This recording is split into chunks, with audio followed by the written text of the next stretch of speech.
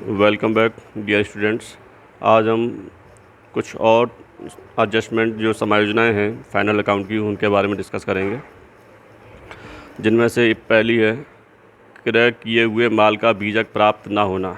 यानी जो माल हमने ख़रीद लिया है लेकिन उसका बिल अभी तक हमको प्राप्त नहीं हुआ है, तो उसका समायोजन हमें किस प्रकार करना चाहिए। तो उसका समायोजन करने के लिए सीधा सा है कि जो भी हमारा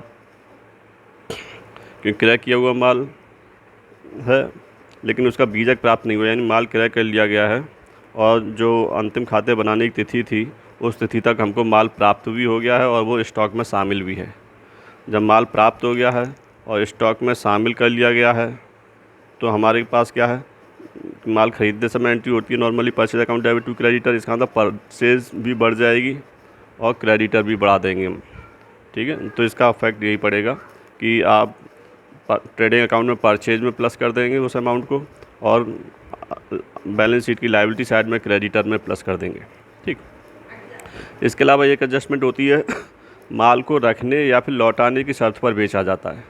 जब माल को रखने और लौटाने की शर्त पर बेचा जाता है, यानी कि अगर जो भी कस्टमर है उसको माल पसंद आएगा तो वो रख लेगा, नहीं पसंद आएगा तो माल वापस कर देगा। तो उस केस में हम एंट्री क्या करते हैं, जब माल हमने बेचा तो जाहिर है माल बेचा तो कस्टमर का नाम डेबिट करते हैं to sales account, customer debit to sales account. यानी ये एंट्री तो हम माल जब बेचा होगा उस समय हमने कर दी होगी। ठीक है, अब समायोजन करनी है कि अंतिम तिथि तक ग्राहक से इसकी स्वीकृति नहीं मिली हमको, कि जो खाते बना रहे हैं जिस डेट को उस डेट तक हमें ग्राहक से इसकी स्वीकृति नहीं मिली है। जब ग्राहक से स्वीकृति नहीं मिली है इसका मतलब उसने इस माल को रखने की जो अपनी मंशा थी वो जाहिर नहीं की। यानी हो सकता है कि ये माल वापस आएगा क्योंकि उसने स्वीकृति नहीं दी है। जब स्वीकृति नहीं दी है तो ये मान के चलिए, जैसे मान लीजिए 6,000 रुपये का माल हमने बेचा था।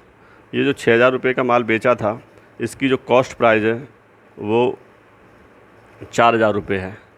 ठीक है, जब 4,000 कॉस्टिंग प्राइस है तो यानी 4,000 रुपये का माल हमने 6,000 में बेचा था जिसकी स्वीकृति हमको नहीं मिली। तो जब स्वीकृति नहीं मिलेगी तो हम क्या करेंगे, जब माल बेच दिया था तो सेल्स में शामिल कर लिया था हमने, तो इसे सेल्स में से माइनस किया जाएगा। ठीक है, कस्टमर बढ़ा दिया था डेटर्स, तो इसे डेटर में से कम कर दिया जाएगा, डेटर में से भी माइनस कर दिया जाएगा। ठीक है, तो यानी सेल्स में से 6,000 रुपये कम होंगे और 6,000 रुपये डेटर्स में से कम होंगे। ठीक है, साथ ही एक अफेक्ट और आएगा इसका स्टॉक पर, क्योंकि स्टॉक कितना है, क्योंकि ये माल जब स्वीकृत नहीं किया है तो इसे वापस माना जाएगा तो इसे क्लोजिंग स्टॉक में शामिल कर लिया जाएगा।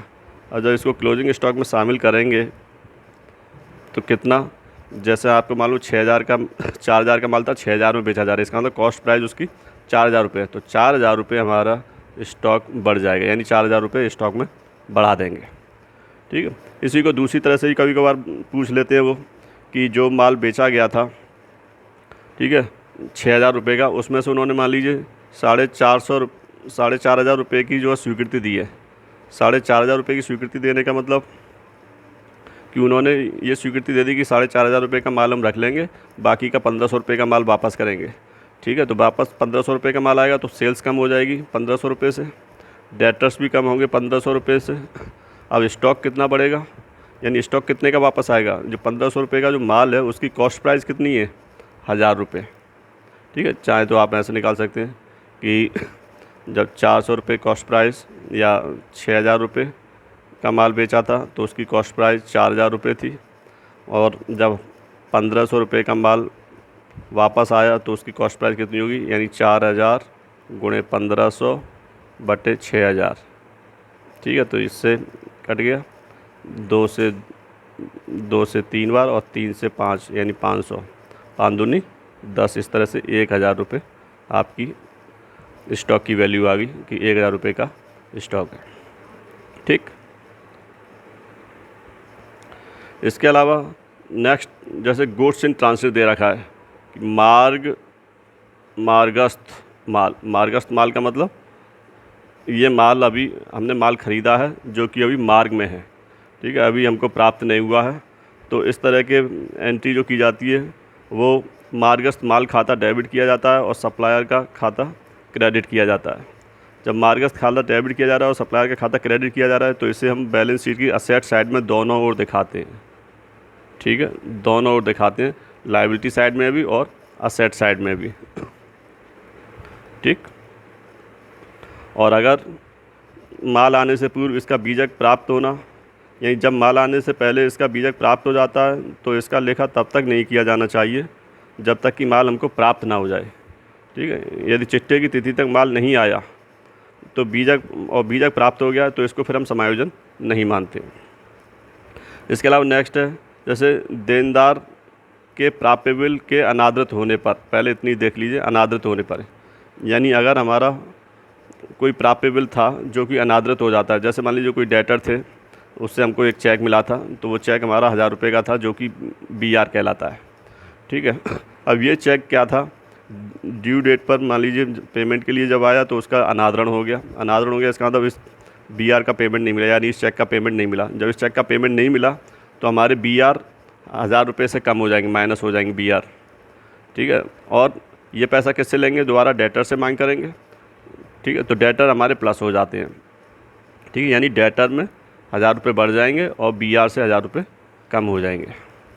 इसके अलावा कभी कभी दे देते हैं कि जो देनदार के प्राप्य बिल के अनादृत होने के कुछ राशि को अपलिखित कर दिया, यानी जो अनादृत हो गया BR तो उसकी कुछ राशि जो अनादृत अपलिखित कर दी। अपलिखित कर दी मतलब राइट ऑफ कर दी। राइट ऑफ करने का मतलब वो पैसा हमने उसका कुछ हिस्सा डूबा हुआ मान लिया, बैड डेट्स मान लिया, कि उन्होंने कह दिया कि मान लो 250 रुपये जो है डूब गया, ये 250 रुपये अपलिखित कीजिए, इसमें से जो प्राप्य बिल की राशि थी उसका 250 रुपये अपलिखित करना है।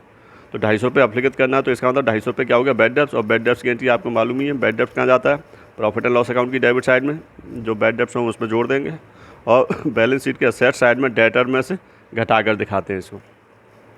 ठीक है, इसके अलावा एक चीज़ और कि कभी कभार क्या है, एक एडजस्टमेंट इस तरह से आती है कि मान लीजिए A नाम का एक व्यक्ति था जो हमारे पास डेटर और क्रेडिटर दोनों में शामिल है, यानी वो हमारा डेटर भी है और क्रेडिटर भी। डेटर मान लीजिए 500 रुपये से है और क्रेडिटर वो 800 रुपये से है। तो इसका मतलब क्या है, 500 रुपये का डेटर है और 800 रुपये का क्रेडिटर है, यानी कि ये मान लीजिए कि आपको 500 रुपये किसी से लेने थे और 800 रुपये किसी को देने हैं। ठीक है, जब 500 लेने हैं और 800 देने, इसका मतलब 500 से तो कोई मतलब रहेगा नहीं, 800 में से 500 माइनस करेंगे तो 300 रुपये का ही तो लेन देन रह जाएगा। तो इसका मतलब 500 रुपये यहाँ भी माइनस करेंगे और 500 रुपये यहाँ माइनस करेंगे, यानी दोनों में से, यानी डेटर और क्रेडिटर में से जो भी मिनिमम अमाउंट होती है 500 रुपये है तो 500 रुपये दोनों में से घटा दिया जाता है। ठीक है, इसकी अगर समायोजन की जाती है तो समायोजन करते समय इस अमाउंट को, यानी डेटर और क्रेडिटर में से जो भी कम अमाउंट होती है उसे घटा देते हैं। ठीक है, ये क्यों, डेटर में से भी 500 रुपये घटाएंगे और क्रेडिटर में से भी 500 रुपये घटा देंगे। ठीक,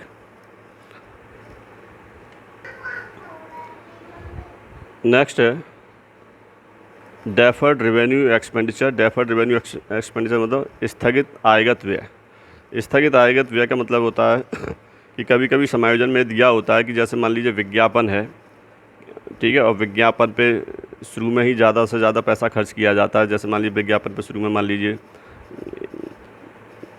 3 लाख रुपए खर्च कर दिया। ठीक है, अब ये 3 लाख रुपए अगर उसी समय हमने एक्सपेंडिचर के रूप में अगर हमने प्रॉफिट एंड लॉस में दिखा दिए तो हमको ज़्यादा से ज़्यादा लॉस आएगा।